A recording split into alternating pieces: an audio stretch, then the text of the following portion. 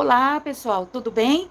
Livro de Ciências, página 110. A gente viu, nas aulas anteriores, a reprodução de uma planta através de sementes. Hoje a gente vai falar sobre a reprodução da planta sem sementes, tá? Através de outras coisas que não sejam sementes.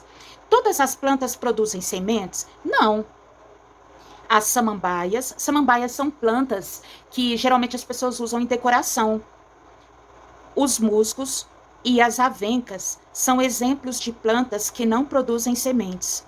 Algumas plantas não produzem sementes e sua dispersão ocorre de outras formas. Dispersão, lembra quando a sementinha de uma planta aqui voava, ela voava, a planta é aqui, e aí a sementinha caía e o vento batia e ela voava e caía aqui. E aí aqui nascia outra plantinha, longe da planta mãe, porque o vento trouxe essa sementinha. Então aconteceu uma dispersão da semente, ela se locomoveu, certo? Por exemplo, as samambaias em fase reprodutiva apresentam pequenos pontos escuros na parte inferior das suas folhas. Olha só, tá vendo? Essas pontinhas pretas aqui são esses pontinhos pretos que ele está falando aqui, que é usado na reprodução da samambaia. Esses pontos contêm esporos. O que são esporos? São pequenas estruturas reprodutivas.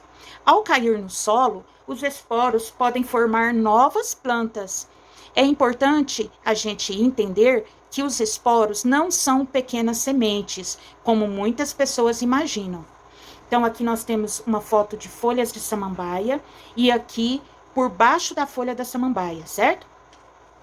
Mesmo algumas plantas que produzem sementes podem também se reproduzir sem a participação dessas estruturas. Essa propriedade é muito utilizada pelos seres humanos no cultivo de determinadas plantas. Na técnica de estaquia, por exemplo, pequenas partes, como folhas, ramos e caules, são retiradas das plantas e plantadas num meio adequado. Isso acontece com a mandioca, né? A pessoa tira as mandioca, depois pega um pedacinho daquele caule da mandioca, do caule que deu a mandioca, e planta novamente. Então, isso é chamado, esse pequeno pedaço que é plantado novamente, é chamado de ramos.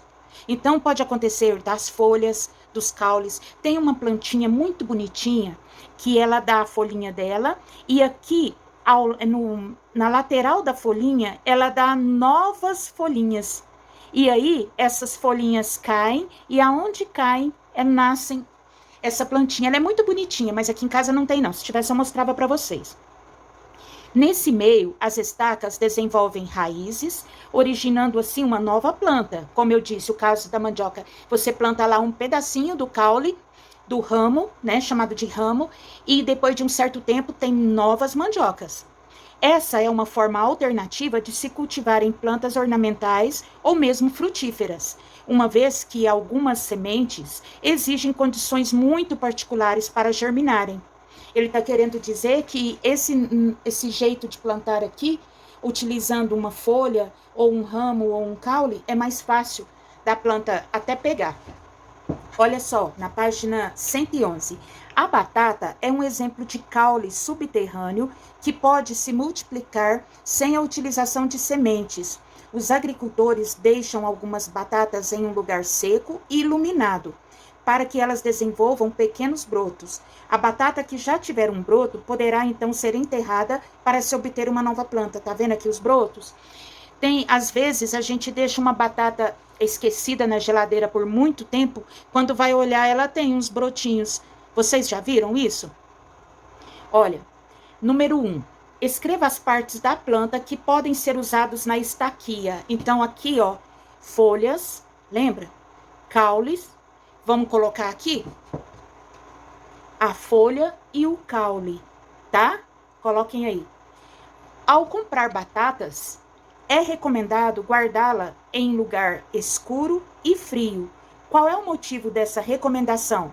Isso evita fornecer as condições necessárias para que a batata brote. Lembra que falou aqui, ó, que os agricultores deixam algumas batatas em um lugar seco e iluminado.